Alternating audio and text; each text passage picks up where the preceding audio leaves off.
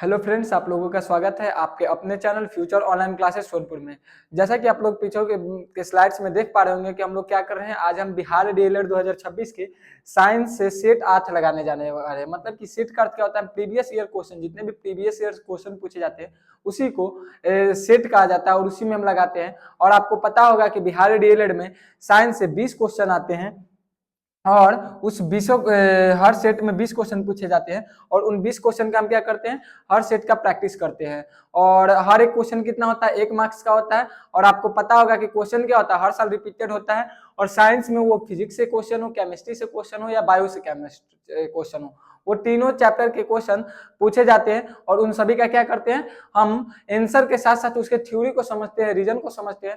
सो बिना किसी देरी के आज के पहले प्रश्न की ओर चलते हैं। तो आज का पहला प्रश्न क्या है, आज का पहला प्रश्न बोल रहा है कि दूध में वसा धारित कम हो जाती है।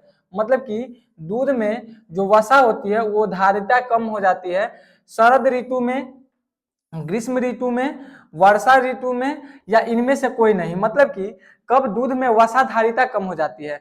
तो वसा का अर्थ क्या होता है, वसा का अर्थ होता है फैट। मतलब कि दूध जो होता है, हमारा जो दूध होता है उसमें वसा कम जाता है, कम कब हो जाता है, तो ये होता है ग्रीष्म, मतलब कि गर्मी के दिनों में। गर्मी के दिनों में क्या होता है ना कि जो दूध होता है उसमें फैट की मात्रा, वसा की मात्रा कम हो जाती है। रीजन रीजन ये है कि जैसे ही जो हमारा जो ग्रीष्म मौसम आता है, गर्मी का मौसम आता है, और यदि टेम्परेचर, रूम टेम्परेचर 25 डिग्री से 27 डिग्री से ऊपर जाता है, 25 से 27 डिग्री सेल्सियस से क्या होता है, सेल्सियस से जैसे ही ऊपर जाता है तो क्या करता है, गाय अपने शरीर को गर्म रखने के लिए क्या करता है, गाय अपने शरीर को गर्म रखने के लिए सारा ऊर्जा को अवशोषित करता है। और ऊर्जा ज्यादा उसका कहाँ लग जाता है, तो उसका ज्यादा ऊर्जा शरीर को गर्म रखने में, शरीर को सॉरी गर्मी बढ़ने के कारण वो अपने शरीर को ठंडा रखने के लिए क्या करता है, अपनी सारी ऊर्जा को और वहां पे उपयोग कर देता है। और यदि सारी ऊर्जा वो अपने शरीर को ठंडा रखने में खर्च कर रहा है तो वो दूध में क्या होता है, दूध में वसा की कमी हो जाती है। इसके अलावा बात करें तो जो गर्मी का मौसम होता है, ग्रीष्म ऋतु होता है, उसमें जो गाय होती है, पशु होता है, वो भोजन कम करता है, जल कम पीता है जिससे उसका शरीर में पोषण सही से नहीं हो पाता है। वो भी एक कारण हो जाता है क्या, उसको दूध में वसा की कमी का। तो आई थिंक आपको समझ में आ गया होगा कि वो वसा क्यों नहीं, ग्रीष्म ऋतु में क्यों दूध में वसा कम हो जाता है। अब बात करते हैं क्वेश्चन नंबर 2। क्वेश्चन नंबर 2 में क्या कह रहा है, क्वेश्चन नंबर 2 में कह रहा है कि, क्वेश्चन नंबर 2 में बोल रहा है कि मानव शरीर में सबसे प्रचुर तत्व है। मतलब कि जो मानव शरीर है उसमें सबसे प्रचुर मात्रा में क्या है, कार्बन है, कैल्शियम है, नाइट्रोजन है या ऑक्सीजन है। निम्नलिखित में से कौन सा मानव के शरीर में प्रचुर मात्रा में है। तो आप लोगों को पता होगा कि हमारे शरीर में 71% क्या है, मानव के शरीर में, मानव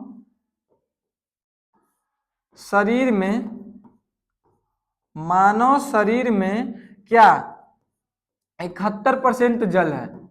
मानव शरीर में क्या है, मानव शरीर में 71% जल है। और यदि 71% जल है तो क्या होगा, उस 71% जल में कहीं कहीं बुक में 70 भी दिया होता है या 65 भी दिया होता है, तो उतना मान चले तो उतना जल है। और यदि उसमें जल है तो जल का फॉर्मूला क्या होता है, H2O, मतलब कि उतना ऑक्सीजन। मतलब कि मानव के शरीर में सबसे अधिक मात्रा में, प्रचुर मात्रा में कौन सा तत्व होता है, तो ऑक्सीजन होता है। इसके अलावा बात करें तो यहाँ पे क्वेश्चन में कह रहा है प्रचुर मात्रा में। यदि प्रचुर मात्रा के अलावा हम बात करते हैं कि मानव शरीर में इसके अलावा भी बहुत सारे तत्व होते हैं, जैसे कि हो गया कैल्शियम हो गया, फास्फोरस हो गया, या कार्बन हो गया, नाइट्रोजन हो गया, ये भी अधिक मात्रा में होते हैं। कुछ ऐसे भी तत्व होते हैं जो हमारे शरीर में बहुत कम मात्रा में पाए जाते हैं, जैसे कि दांतों में हमारा फ्लोरीन पाया जाता है, इनामेल जो हमारे दांतों को मजबूत हो जाता है, कैल्शियम, फास्फोरस, अलग अलग तरह के आयरन जो हमारे ब्लड में पाया जाता है, जो हीमोग्लोबिन के रूप में, आयरन के रूप में रहता है, हीमोग्लोबिन के रूप में रहता है, वो सब क्या है, वो सब के सब तत्व है। लेकिन ये क्वेश्चन में बोला कि प्रचुर मात्रा में कौन है, तो प्रचुर मात्रा में ऑक्सीजन ही है। अब बात करते हैं क्वेश्चन नंबर 3 की। तो क्वेश्चन नंबर 3 में क्या बोल रहा है, क्वेश्चन नंबर 3 में बोल रहा है कि प्रति 24 घंटों में एक वयस्क के शरीर में उत्पन्न होने वाला मूत्र की मात्रा होती है। मतलब कि एक जो वयस्क इंसान होता है, एक वयस्क इंसान मतलब कि जिसका उम्र 18 साल से ऊपर हो, उसके शरीर में प्रति 24 घंटा, मतलब कि एक दिन में उसके अंदर कितना वो मूत्र का निर्माण करता है, 1.0 लीटर, मतलब कि 1 लीटर, 1.5 लीटर या 3 लीटर या 5 लीटर, मतलब कि कितना वो मूत्र का निर्माण करता है। तो एक वयस्क इंसान एक दिन में मतलब कि 24 घंटा के अंदर वो 1.5 लीटर मूत्र का निर्माण करता है। और हम बात करें कि मूत्र में, तो मूत्र में 98% क्या होता है, मूत्र में 96% जल होता है। मूत्र में 96% जल होता है, 2% यूरिया होता है और 1% अलग अलग चीज का प्रोटीन हो गया या अलग चीज हो गया। लेकिन 96% की बात करें तो वो 96% क्या होता है, 96% जल होता है, 2% यूरिया होता है, 2% यूरिया होता है। और वो जितना बच गया, इसके अलावा बच गया जो 2%, उस 2% में अलग अलग तरह के तत्व पाए जाते हैं, मतलब कि भिन्न भिन्न तरह के जो शेष में अलग अलग तत्व बच जाते हैं। अब बात करते हैं क्वेश्चन नंबर 4। क्वेश्चन नंबर 4 में क्या बोल रहा है, क्वेश्चन नंबर 4 में पूछ रहा है कि यदि वायुमंडल न हो तो दिन की लंबाई कम हो जाती है, अधिक हो जाती है, अप्रभावित हो जाती है या लगभग आधी रह जाती है। मतलब कि यदि वायुमंडल न रहे तो हमारी दिन की लंबाई कितनी रहेगी। तो आप लोगों को पता होगा कि एक दिन में 24 घंटे होते हैं, वो गर्मी हो, क्या बोलते हैं, आप लोगों को पता है कि एक दिन में कितने घंटे होते हैं, एक दिन में 24 घंटे होते हैं, मतलब कि 24 आवर्स होते हैं। और इसके अलावा बात करें कि यदि वायुमंडल ना हो तो वायुमंडल के होने ना होने से क्या होगा, दिन रात तो घटेगा नहीं। लेकिन आप फिजिक्स में पढ़े होंगे अपवर्तनांक, मतलब कि अपवर्तनांक जो हमारा फिजिक्स में पढ़ाया जाता है उसमें क्या होता है, अपवर्तनांक के कारण क्या होता है, सूर्य उगने से 2 मिनट पहले और 2 मिनट बाद तक क्या होता है, वो दिखता है। वो किसके कारण होता है, वायुमंडल के अपवर्तन के कारण। यदि वायुमंडल के अपवर्तन के कारण क्या होता है, वो जो हमारे प्रकाश है, मतलब कि दिन की लंबाई, दिन की लंबाई क्या होती है, 4 मिनट बढ़ जाती है। वो किसके कारण होता है, वायुमंडल के कारण होता है। तो 4 मिनट दिन अवधि बढ़ जाती है, किसके कारण बढ़ती है, 4 मिनट, 4 मिनट दिन की अवधि बढ़ जाती है, दिन की अवधि बढ़ जाती है। किसके कारण बढ़ जाती है, तो वो कारण है वायुमंडल, मतलब कि अपवर्तन, मतलब कि सूर्य उगने से 2 मिनट पहले और डूबने के 2 मिनट बाद तक क्या होता है, वो दिखाता है।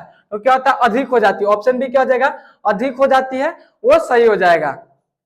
अब बात करें क्वेश्चन नंबर 5 में क्या बोल रहा है, क्वेश्चन नंबर 5 में पूछ रहा है कि टेप रिकॉर्डर में प्रयुक्त प्लास्टिक टेपों पर जिस पदार्थ का लेप होता है, मतलब कि आप जो टेप रिकॉर्डर जो देखे होंगे उसमें प्रयुक्त प्लास्टिक टेपों पर जिस पदार्थ का लेप होता है वह कौन सा पदार्थ है, जिंक ऑक्साइड है, मैग्नीशियम ऑक्साइड है, जिंक ऑक्साइड है, मैग्नीशियम ऑक्साइड है, आयरन सल्फेट है या आयरन ऑक्साइड है। निम्नलिखित में से किस चीज का लेप लगाया जाता है। हम आप लोगों को बता दें कि आप लोग टेप रिकॉर्डर देखेंगे, मतलब कि पहले जो गाना है सुना जाता है, जो सुना जाता था उस पर क्या होता था, या फिल्म देखा जाता था, उसको टेप रिकॉर्डर बोला जाता था। वो क्या होता था, प्लास्टिक के होता था। और वो किस, यहाँ पे लिखा हुआ है, जो प्लास्टिक टेपों पर जिस पदार्थ का लेप होता है। तो लेप क्यों लगाया जाता था, लेप लगाया जाता था उसको मैग्नेटिज्म बना दिया जाता था, मतलब कि लेप लगाने के कारण होता क्या होता था, मैग्नेटिज्म बन जाता था। और जैसे उस पे साउंड जाता था तो वो मैग्नेटिज्म के कारण, वो मैग्नेटिक इलेक्ट्रिक के कारण वो साउंड निकलता था। जस्ट लाइक ये जो बात करते हैं कि टेप रिकॉर्डर पर जो लेप लगाया जाता था वो किस तरह से होता था। मानिए कि आपके पास कोई एक पेपर है, ये एक पेपर है और इस पेपर पर हम क्या किए, पेंसिल से हम कुछ लेप की तरह लिख दिए और ये कुछ लिख दिए तो ये क्या होगा, एक लेप की तरह हो जाएगा। और मानिए कि आप इसको पढ़े तो ये क्या होगा, आप जब इसको पढ़िएगा तो एक रिकॉर्ड, मतलब कि एक आवाज निकलेगा। तो हम इसको पढ़ेंगे तब आवाज निकलेगा, ये कुछ लिखा हुआ है। सेम यही होता है कि उस पर जब लेप लगा दिया जाता है, वो किस चीज का लेप लगाया जाता है वो बताते हैं। उस पर बेसिकली आयरन ऑक्साइड या जिंक ऑक्साइड, किस किस का, सॉरी, आयरन ऑक्साइड या जिंक नहीं होता है, आयरन ऑक्साइड या एक और होता है, सॉरी याद नहीं आ रहा है, एक आयरन होता है और एक और होता है। यहाँ पे तो आयरन ही होगा, आयरन ऑक्साइड का लगा दिया जाता है। तो वो क्या करता है बेसिकली, आयरन ऑक्साइड या एक और होता है, याद नहीं आ रहा है। उसको लगाने से क्या होता है, वो जब जैसे ही हम उसको रिकॉर्डर को मशीन के अंदर डालते हैं जहां बजने लगता है, वो टीवी हो या आप किसी भी तरह के रेडियो में यूज कर रहे हैं, तो वो मैग्नेटिक मतलब कि वो मैग्नेट का कार्य करता है, उसके ऊपर मैग्नेट होता है और वो उसको रीड करके क्या करने लगता है, उसको रीड करके पढ़ने लगता है और उसको गाना बजने लगता है। तो इस कारण क्यों, उसके कारण क्या लगाया जाता था, लेप लगाया जाता था। अब बात करें क्वेश्चन नंबर 6। क्वेश्चन नंबर 6 में क्या बोल रहा है, क्वेश्चन नंबर 6 में बोल रहा है कि परमाणु की प्रभावी त्रिज्या, मतलब कि एक परमाणु की प्रभावी त्रिज्या कितनी होती है, 10⁻⁻6, 10⁻−10, 10⁻−14 या 10⁻−15। ये निम्नलिखित में से कौन सा परमाणु का प्रभावी त्रिज्या होगा। तो अभी हम एक परमाणु बना लेते हैं। मानिए कि ये क्या है, ये एक तरह का परमाणु है, ये क्या है, ये एक परमाणु है और ये इससे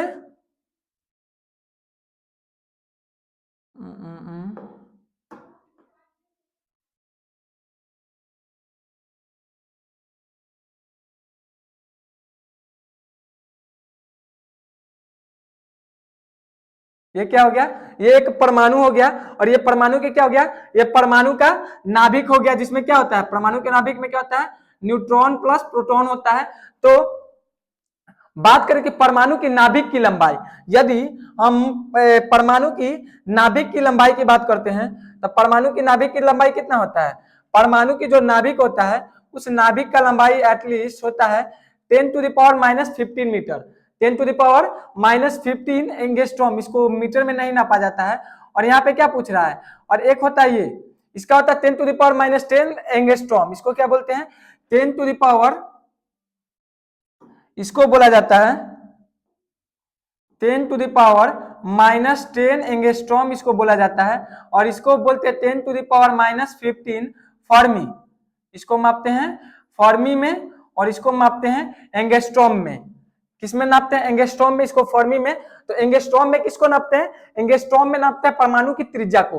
और यहाँ पे हमारे प्रश्न में क्या पूछ रहा है कि परमाणु का त्रिज्या कौन सा होगा, हमारे प्रश्न में भी परमाणु त्रिज्या ही पूछा जा रहा है। तो परमाणु त्रिज्या 10⁻−10 क्या हो जाएगा, 10⁻10 सही हो जाएगा। यदि परमाणु नाभिक का त्रिज्या पूछता तो 10⁻- फर्मी सही हो जाता। अब बात करते हैं क्वेश्चन नंबर 7। क्वेश्चन नंबर 7 में क्या कर रहा है, क्वेश्चन नंबर 7 में पूछ रहा है कि रेडियो कार्बन तिथि निर्धारण विधि का प्रयोग होता है भावनाओं की आयु पता चलाने को, जीवाश्मों की आयु का पता चलाने को, चट्टानों की आयु का पता लगाने को, या उपयुक्त में से सभी।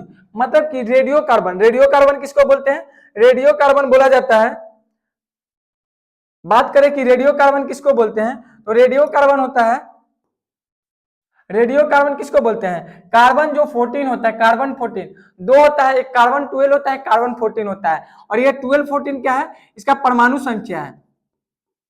कार्बन 12 एक कार्बन 14, कार्बन 12 से एटॉमिक नंबर निकाला जाता है। और कार्बन 14 का उपयोग हम कहाँ करते हैं, तो रेडियोधर्मी के रूप में किसका उपयोग करते हैं, तो कार्बन 40 का उपयोग करते हैं। और कार्बन 14 बेसिकली यूज किस में किया जाता है, तो कार्बन 40 जो पुराने जीवाश्म हो गए या पुराने जो चट्टान हो गए उसकी अवधि को पता रखने के लिए कि कितना पुराना है। जैसे कि आप लोग जानते होंगे कि जो राम सेतु है उसके बताया जाता है कि आज से 500 वर्ष पुराना है, उसको किस चीज से पता लगाया गया, तो उसको कार्बन 14 से पता लगाया जाता है। इसके अलावा बात करते हैं तो इसके अलावा जो बताया जाता है कि डायनासोर का हड्डी या किसी भी पुराने जीव का अवशेष को देख के कैसे बताया जाता है कि ये कितने पुराने जीव का होगा, तो वो किससे पता लगाया जाता है, तो कार्बन 14 से ही लगाया जाता है। तो ये क्या करता है, ये बेसिकली भवनों की आयु का पता चलाने के लिए, मतलब कि जो भवन होता है वो कितना पुराना है इसको पता लगाने के लिए, या जीवाश्म की आयु का पता, मतलब कि जीवाश्म मतलब कि जो जीव जंतु है या पेड़ पौधे,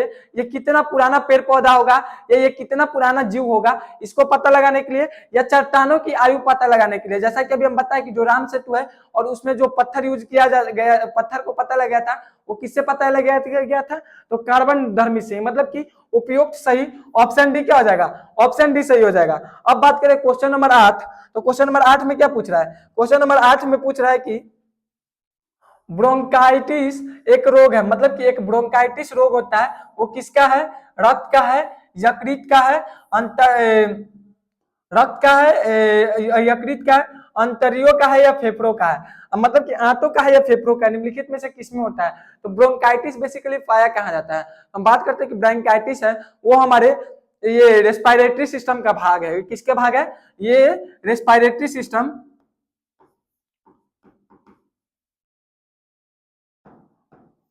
रेस्पिरेटरी सिस्टम जिसको क्या बोला जाता है? श्वसन भी बोला जाता है। हिंदी में क्या बोलते हैं? श्वसन।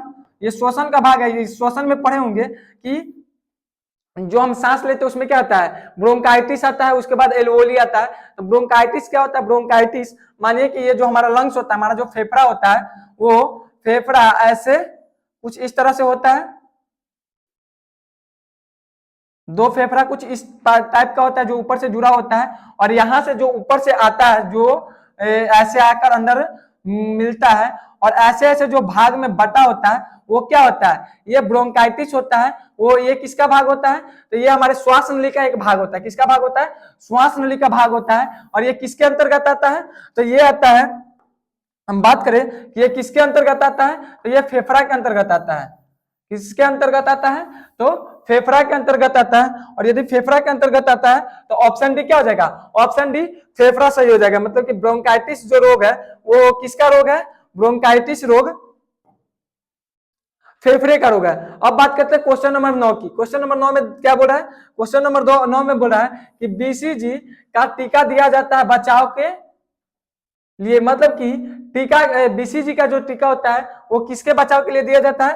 कैंसर से, दम्मा से, क्षय रोग से या पोलियो से, निम्नलिखित में से किसके बचाव के लिए किसका बीसीजी का टीका दिया जाता है? तो टीका का अर्थ क्या होता है? टीका को इंग्लिश में वैक्सीन बोलते हैं। और वैक्सीन कब दिया जाता है? वैक्सीन बीमारी से पहले दिया जाता है। हम इंजेक्शन कब लेते हैं? हम इंजेक्शन तब लेते हैं जब आपको किसी भी तरह का बीमारी हो जाता है, तो बीमारी के बाद हम लेते हैं। ओके, आप किसी भी तरह का लेते होंगे इंजेक्शन, वो बुखार का हो गया या टेटनस का हो गया, वो कब लेते हैं? वो बीमारी के बाद लेते हैं। लेकिन जो ये जो बात करते हैं बीसीजी जो टीका होता है, वैक्सीन होता है, वो बीमारी से पहले लेते हैं। जैसे कि कोरोना से पहले बोला जाता था ना वैक्सीन लगा लेने के लिए, मतलब कि आप वैक्सीन लगा लेते तो आपको बीमारी नहीं होगा। सेम यहाँ पे यही पूछा जा रहा है कि जो बीसीजी का टीका है वो कब दिया जाता है? तो बीसीजी का टीका 1 साल से 2 साल के बच्चे को दिया जाता है। और वो किसके रोग से बचाने के लिए? तो क्षय के रोग से बचाने के लिए। किसके रोग से? क्षय रोग से बचाने के लिए। और क्षय रोग के इंग्लिश में क्या बोलते हैं? टीबी बोलते हैं, ट्यूबरक्यूलोसिस। शॉर्ट फॉर्म में क्या बोलते हैं? शॉर्ट फॉर्म में टीबी बोलते हैं। और फुल फॉर्म इसका क्या होता है? ट्यूबरक्यूलोसिस। फुल फॉर्म लिख देते हैं, इसका फुल फॉर्म क्या होता है? ट्यूबर क्यूलोसिस इसका फुल फॉर्म होता है। और इसको शॉर्ट फॉर्म में टीबी बोलते हैं, हिंदी में क्षय रोग बोलते हैं। और ये क्षय रोग के बचाने से दिया जाता है। और ये छोटे बच्चे को, 1 साल से छोटे बच्चों को दिया जाता है या इससे भी बड़े इंसान को दिया जाता है। किसके बचाव के लिए? तो टीबी से बचाव के लिए। अब बात करें क्वेश्चन नंबर 10 में क्या पूछ रहा है? क्वेश्चन नंबर 10 में पूछ रहा है कि सबसे तेज गति से फैलने वाली बीमारी कौन सा है? मलेरिया है या ताउन है, कुष्ठ रोग है या ज्वर है? निम्नलिखित में से कौन सा बीमारी सबसे तेज तरीका से फैलता है? तो यहाँ के तेज गति से फैलने का अर्थ क्या है? एक इंसान से दूसरे इंसान में जल्दी जल्दी फैलना। जैसे कि बात करें कोरोना, कोरोना क्या है? कोरोना अचानक में बहुत सारे लोगों को फैल गया। या कुछ कुछ ऐसे रोग होते हैं जो अचानक से एक इंसान से दूसरे इंसान में फैलने लगता है, वो क्या होता है? वो तेज गति से फैलता है। उसी में से एक होता है मलेरिया। मलेरिया किसके कारण होता है? तो मच्छर के काटने के कारण होता है। जो मादा मच्छर होती है, मादा मच्छर जब आपको काट लेगी तो क्या होता है? मलेरिया होने का डर होता है। और एक मच्छर वही दूसरे को काट लेती है तो उसको भी होने का डर होता है। तो ये क्या होती है? ये सबसे तेज गति से फैलने वाली है। इस और बात करें तो इससे भी अलग अलग तरह के सॉरी, इससे भी तेज गति से फैलने वाली कुछ बीमारियां होती है। लेकिन इस ऑप्शन में, निम्नलिखित ऑप्शन में से मलेरिया ही ऑप्शन ए सही होगा। अब बात करें क्वेश्चन नंबर 11 की। क्वेश्चन नंबर 11 में पूछ रहा है कि घावों के, क्वेश्चन नंबर 11 में क्या कर रहा है? घावों के शीघ्र भरने में सहायता करने वाला विटामिन है। मतलब कि घाव को जल्दी भरने में सहायता करने वाला बीमारी कौन, विटामिन कौन सा है? Vitamin A, vitamin C, vitamin E या विटामिन के? निम्नलिखित में से कौन सा घाव को शीघ्र भरने में सहायता करता है? तो घाव को शीघ्र भरने में सहायता करने वाला जो विटामिन है वो शीघ्र भरने में जो सहायता करने वाला विटामिन है वो है विटामिन सी। विटामिन सी क्या करता है? विटामिन सी बेसिकली एक कोशिका को या एक ऊतक को दूसरे ऊतक से जोड़ने के काम करता है। विटामिन सी क्या करता है?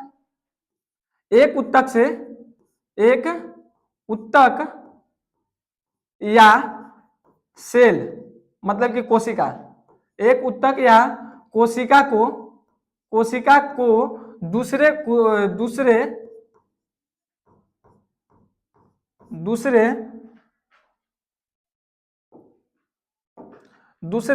ऊतक या कोशिका से जोड़ने का काम करता है। कौन?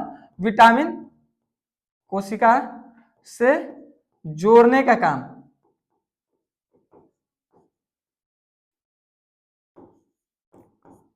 तो ये बेसिकली क्या करता है? ये बेसिकली एक ऊतक को या एक कोशिका को दूसरे कोशिका से या ऊतक से जोड़ने का काम कौन करता है? तो विटामिन सी करता है। और इसी कारण आपको यदि किसी भी तरह का घाव हो जाता है या बात करें कि आपको ऑपरेशन होता है तो डॉक्टर क्या सलाह देता है? डॉक्टर सलाह देता है कि आप ज्यादा से ज्यादा खट्टा चीज खाइए, आंवला खाइए, संतरा खाइए या खट्टा फल खाइए। खट्टा फलों में क्या पाया जाता है? खट्टा फलों में विटामिन सी पाया जाता है। इससे पहले वाले सेट में भी हम बता चुके हैं, लेक्चर में बताए थे। हाँ, विटामिन सी में क्या पाया जाता है?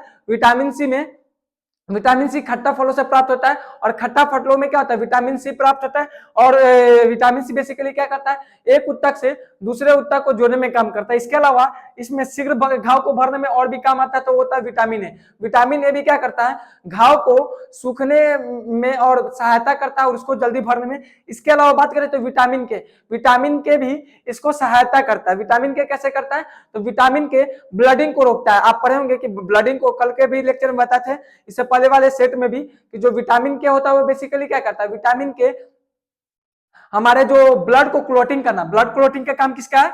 ब्लड क्लोटिंग करने का काम इसी का है। क्या करता है ये? ब्लड क्लोटिंग करता है। ब्लड क्लोटिंग, क्लोटिंग का अर्थ क्या है? कि रक्त को थक्का करना। रक्त को थक्का करने का काम कौन करता है? तो ये विटामिन के। और यदि जब तक रक्त थक्का नहीं होगा, जब तक ब्लड क्लॉटिंग नहीं होगा, खून बहते रहेगा और घाव उतना बड़ा होते जाएगा। लेकिन शीघ्र भरने में काम को आता है तो वो होता है विटामिन सी। अब बात करते हैं क्वेश्चन नंबर 12 की। 12 नंबर में क्वेश्चन में क्या बोला है? 12 नंबर क्वेश्चन में बोला है कि आनुवंशिक कूट के संग्रह के लिए उत्तरदायी है। अनु है मतलब कि अनुवांशिक जो कूट होते हैं उसको संग्रह के लिए, संग्रह का अर्थ क्या है? एक जगह रखने के लिए और एक जगह से दूसरी जगह ट्रांसफर करने के लिए कौन सा उत्तरदायी है? डीएनए, आरएनए, प्रोटीन या क्रोमोजोम? तो इसके बारे में हम कितना बार बता चुके हैं, इससे पहले बार लेक्चर में भी बता दिए थे और अभी भी हम ये क्वेश्चन आ गया है कि अनुवांशिक कूट के संग्रह को एक में से दूसरे में भेजने वाला कौन होता है? तो वो होता है डीएनए। जैसा कि हम आपको पहले ही बता दिए थे, लेक्चर स्टार्ट होने से पहले हम बताते कि जो क्वेश्चन आता है वो बिहार रिलेटेड हो या किसी में भी हो, यदि आप क्वेश्चन प्रैक्टिस बढ़िया से करते तो क्या होता है? क्वेश्चन रिपीटेड होता है, आपका आधा से ज्यादा ऐसे ही क्वेश्चन लगने की संभावना हो जाती है। और आप जो थ्योरी को अच्छी तरह से समझ रहे हैं तो और भी क्वेश्चन आपको लगाने में आसानी होगी। तो डीएनए का फुल फॉर्म होता है क्या होता है? Di ribose nucleic acid. क्या होता है? Di ribose nucleic acid. RNA का फुल फॉर्म होता है राइबोज न्यूक्लिक एसिड और डीएनए का होता है डाई राइबोज न्यूक्लिक एसिड। और ये क्या करता है? ये बेसिकली अनुवांशिक कूट मतलब कि हमारा जो अनुवांशिक होता है उस कूट को क्या करता है? संग्रह करता है और एक पीढ़ी से दूसरे पीढ़ी में ले जाने का काम करता है। अब बात करें क्वेश्चन नंबर 13 में क्या बोल रहा है? क्वेश्चन नंबर 13 में पूछ रहा है कि क्वेश्चन नंबर 13 में क्या पूछ रहा है? क्वेश्चन नंबर 13 में पूछ रहा है जब कोई व्यक्ति सोता है तो उसका रक्तचाप बढ़ता है, घटता है, स्थिर रहता है या घटता बढ़ता रहता है? मतलब कि यदि कोई व्यक्ति सो जाता है तो उसका रक्तचाप, रक्तचाप मतलब कि ब्लड सर्कुलेशन, रक्तचाप को इंग्लिश में क्या बोलेंगे? रक्तचाप को इंग्लिश में बोलेंगे ब्लड सर्कुलेशन। इसको क्या बोलेंगे? Blood circulation.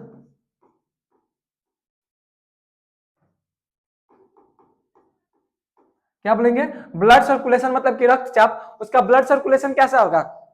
धीमे हो जाएगा, तेजी रहेगा या घटेगा या बढ़ेगा? तो जब कोई व्यक्ति कोई कार्य करता है तो मतलब कि हम नॉर्मल हम चल रहे हैं तो क्या होगा, हमारा रक्तचाप नॉर्मल होगा। लेकिन यदि आप मानिए कि नॉर्मल चल रहे हैं और चलते चलते आप दौड़ने लगेगा, यदि आप दौड़ने लगेगा तो आपको क्या होगा, ऑक्सीजन की अधिक जरूरी होगी। और यदि ऑक्सीजन की अधिक जरूरी होगी तो क्या होगा, आपका बॉडी मतलब कि आपका जो बॉडी है, आपका जो सेल है वो अधिक ऑक्सीजन मांगेगा। और यदि आपको अधिक ऑक्सीजन चाहिए तो आपको जल्दी जल्दी सांस लेंगे, और यदि आप जल्दी जल्दी सांस लेंगे तो आपका जो रक्तचाप है, ब्लड सर्कुलेशन है, वो भी जल्दी जल्दी हो जाएगा। और यदि आप सो जाते हैं, यहाँ पे क्वेश्चन में क्या करा है, यदि कोई व्यक्ति सो जाते हैं, यदि आप सो जाते हैं तो आप क्या हो गया, आपका बॉडी स्थिर हो गया। यदि आपका बॉडी स्थिर हो गया तो ऑक्सीजन की उतना उसको जरूरत नहीं है, क्योंकि उसका एक बॉडी मतलब कि जो हमारा शरीर ऐसे ही काम करता है, ब्रेन को काम करना है या नॉर्मल जो काम करना है उतना ही करना है, इसके अलावा उसको अधिक कार्य नहीं करना है। तो क्या होता है, ब्लड सर्कुलेशन धीरे मतलब कि नॉर्मल की तुलना में कुछ कम जाता है। और इसके अलावा जैसे ही आप उठते हैं और उठने के बाद आप जैसे ही नॉर्मल कुछ काम करने लगते हैं, घूमने टहलने लगते हैं,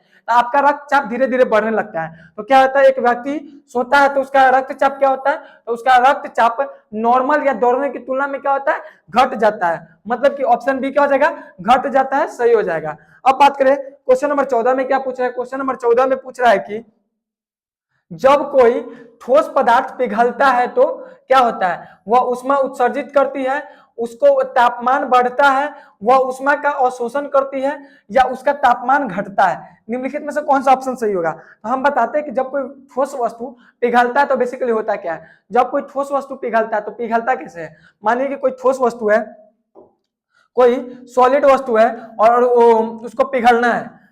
पहले ही हम बोल दे कि ये क्या है, ये ठोस वस्तु है। यदि ये ठोस वस्तु है तो इसको क्या होगा, इसको पिघलना है। और ठोस वस्तु में होता क्या है, ठोस वस्तु के एक कण दूसरे कण से बहुत ही नजदीक होते हैं। मतलब कि ठोस वस्तु के एक कण दूसरे कण से बहुत ज्यादा नजदीक होते हैं, और यदि बहुत ज्यादा नजदीक है तो ये कभी पिघल ही नहीं सकता है। और यदि इसको पिघलना है तो क्या होगा, जो इसका आंतरिक मॉलिक्यूलर जो फोर्स है, इसके अंदर का जो फोर्स है, उसको फोर्स को कम होना पड़ेगा। जब तक इसके इंटरमोलिकुलर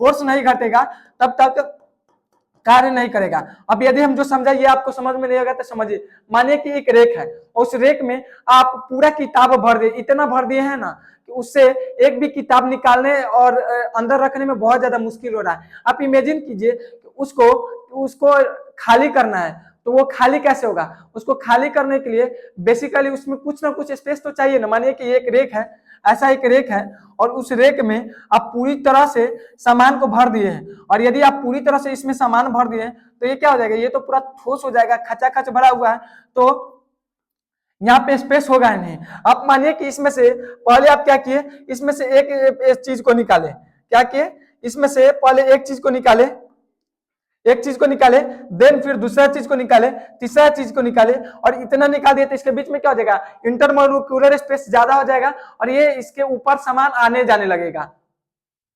या एक रेक के अलावा आप इसको बोतल भी मान सकते हैं। बोतल में भी मानिए कि एक बोतल है और उस बोतल में पूरा कंचा या गिट्टी मतलब कि कुछ पत्थर डाल के भर दिए, तो वो क्या हो जाएगा, वो एक ठोस की तरह हो जाएगा, एकदम हार्डली हो जाएगा। और यदि उसमें से कुछ कण निकाल देते हैं या पानी के बोतल से कुछ पानी गिरा देते हैं तो क्या हो जाता है, वो पूरा भरा होता है तो वो खचाखच भरा होता है, ठोस का रूप ले लेता है। लेकिन उससे हल्का सा निकाल देते हैं तो उसमें कुछ स्पेस हो जाता है। सेम इसी तरह से इसमें है, ये पूरा भरा हुआ है तो इससे कुछ हम निकाल देंगे तो इसमें क्या चाहिए, स्पेस चाहिए। और ये स्पेस कैसे होता है, ये उष्मा को अवशोषित करता है। जब ये उष्मा को अवशोषित करता है तो उष्मा को अवशोषित करता है तो क्या होता है, इसके बीच में कुछ स्पेस आते हैं, और जब इसके अंदर कुछ स्पेस आ जाते हैं, जब इसके अंदर कुछ स्पेस आ जाते हैं तो ये क्या हो जाता है, इसके अंदर कुछ जब स्पेस आ जाते हैं तो स्पेस आने के बाद ये क्या करता है, बेसिकली स्पेस आने के बाद ये पिघलने लगता है। तो ये क्या करता है, उष्मा को अवशोषित करने के बाद ये कोई ठोस पदार्थ पिघलता है, उसका तापमान बढ़ता है, वो उष्मा को अवशोषण करता है। मतलब कि ऑप्शन सी क्या हो जाएगा, उष्मा को अवशोषण करता है उसके बाद ही पिघलता है। जब कोई भी ठोस पदार्थ पिघलता है तो उष्मा को अवशोषित करता है। जैसे कि आप ठंडा के बोतल को भी देखे होंगे, आई थिंक आपको समझ में आ गया होगा। ऐसे भी बहुत ही इजी कॉन्सेप्ट था। अब बात करें नेक्स्ट क्वेश्चन नंबर 15 की, तो 15 नंबर क्वेश्चन में क्या बोल रहा है, सड़क की 15 नंबर क्वेश्चन में पूछ रहा है कि 15 नंबर क्वेश्चन में क्या कर रहे हैं, 15 नंबर क्वेश्चन में कह रहा है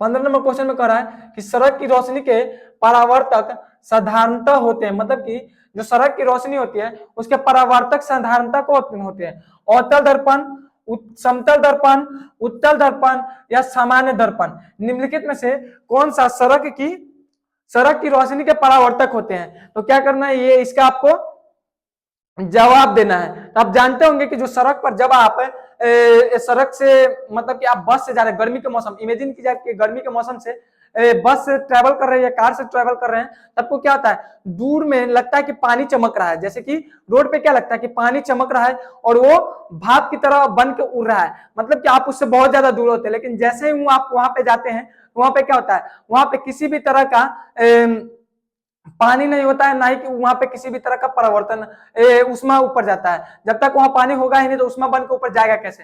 तो वैसा क्यों दिखता है? वैसा दिखता है क्या बोलते हैं, अवतल दर्पण के कारण। वहां पे इमेजिन क्या होता है, वहां पे अवतल दर्पण है। इसके अलावा समझना है वो किसके कारण होता है, गर्मी के कारण। अधिक गर्मी के कारण क्या होता है, सड़क पे परावर्तन होता है, परावर्तन के कारण क्या होता है, अवतल दर्पण की तरह वो होता है। इसके अलावा बात करते हैं कि जैसे मान कीजिए, इमेजिन कीजिए कि आप किसी चीज को गर्म कर रहे हैं और गर्म कर रहे हैं, और गर्म करने के बाद क्या होगा, गर्म करते हैं तो वहां से भाप निकलेगा, भाप निकलेगा तो उसके ऊपर वाला जो भाप से उस पार के कोई वस्तु को देखेगा तो वस्तु क्या लगेगा, हिलेगा। वो बोतल ही क्यों ना, वो लगेगा कि बोतल हिल रहा है। वो किसके कारण होता है, तो वो परावर्तन के कारण होता है। अब बात करें क्वेश्चन नंबर 16 की बात करें, तो क्वेश्चन नंबर 16 में क्या बोल रहा है, क्वेश्चन नंबर 16 बोल रहा है कि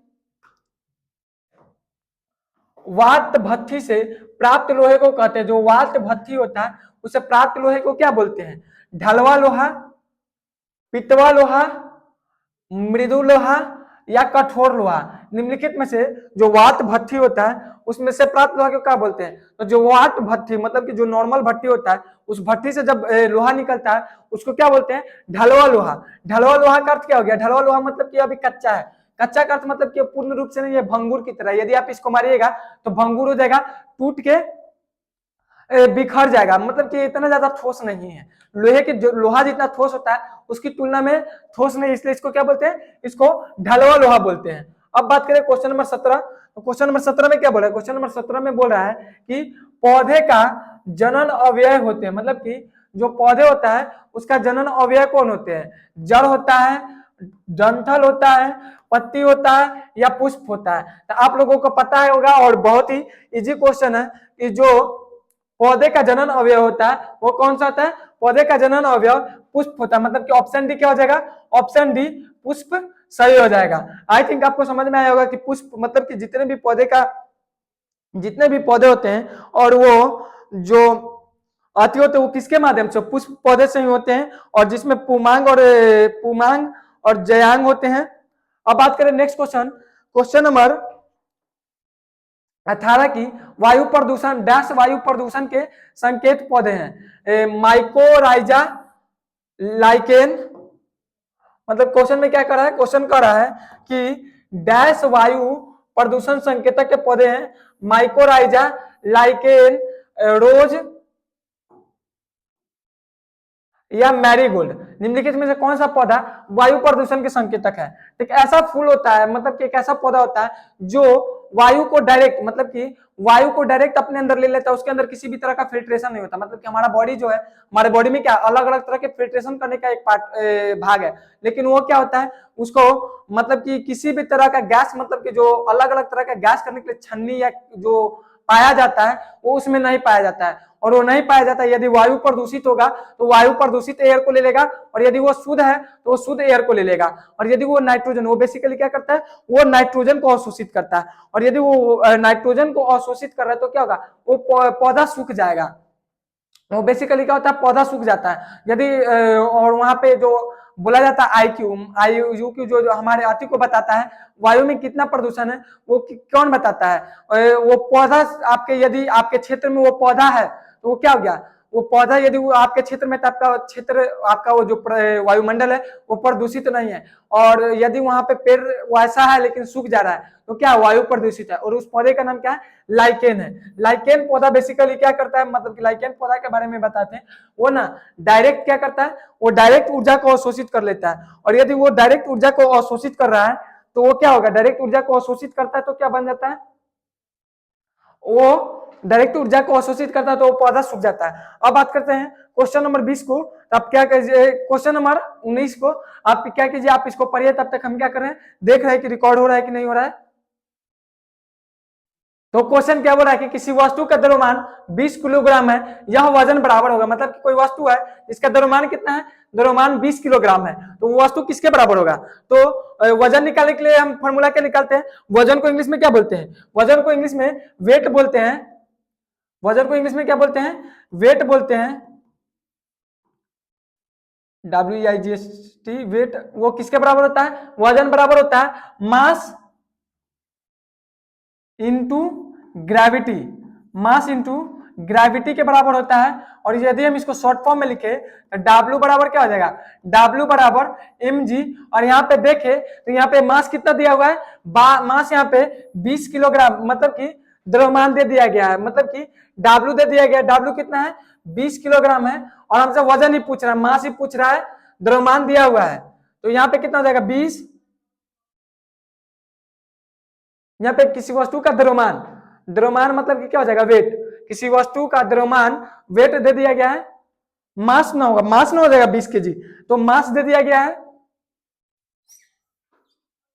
यहाँ पे क्या मास दे दिया गया है, यहाँ पे लिख देते हैं मास बराबर कितना दे दिया गया है, 20 केजी दे दिया गया है। और हमसे पूछ क्या रहा है, वजन पूछ रहा है, वजन को क्या बोलते हैं, वजन को नहीं वेट बोलते हैं। तो W पूछ रहा है इक्वल टू मास कितना दिया हुआ है, मास 20 केजी दिया हुआ है, तो 20 इंटू ग्रेविटी को किसमें नापते हैं, ग्रेविटी को नापते हैं, ग्रेविटी का मान कितना होता है 9.8।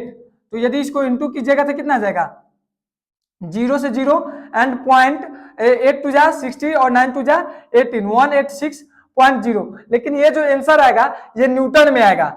यहाँ पे ये किस में था, ये केजी में था, ये मीटर पर सेकंड में था, तो ये किस में हमको देगा, न्यूटन में देगा। लेकिन ऑप्शन में क्या दिया हुआ है, ऑप्शन में डाइन में क्वेश्चन आया हुआ है, ऑप्शन में क्या है, डाइन भी है न्यूटन भी है। तो हमारा आंसर कितना है 186, 8 टू जा 60 और 9 टू जा 18, 190। Sorry calculation error.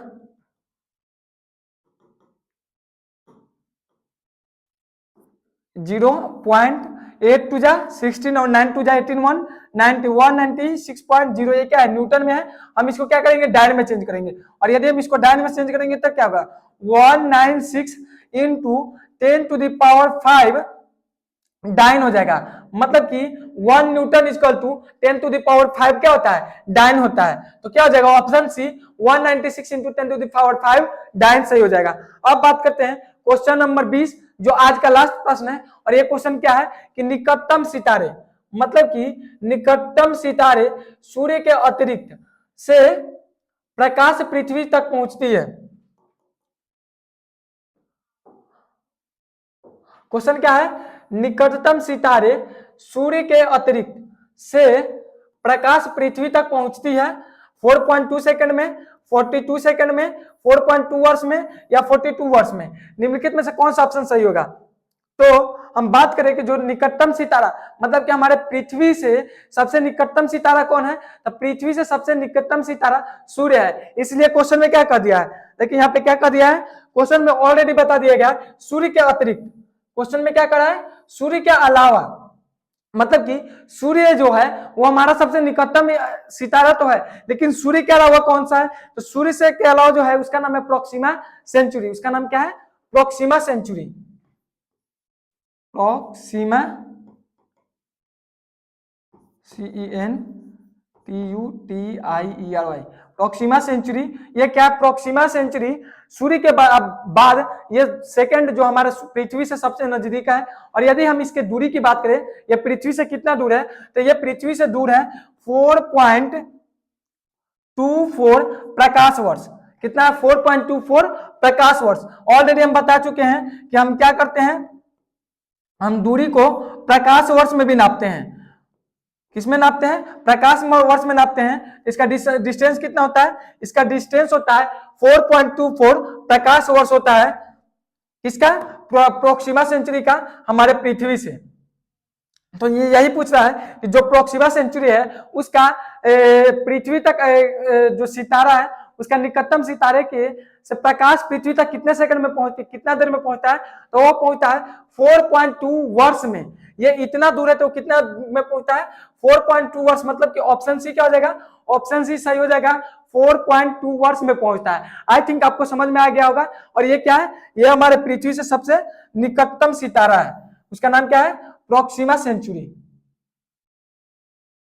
I think आप आज के हमारे टॉप 20 क्वेश्चन जो आज कौन सा था, सेट 8 का था, आपको समझ में आया होगा। यदि आपको सभी समझ में आ गया होगा तो आपको क्या करना है, लाइक करना है, शेयर करना है, और आपने 20 में कितना मार्क्स स्कोर किए वो आपको क्या करना है, कमेंट में बताना है। सो थैंक यू, जय हिंद, जय भारत।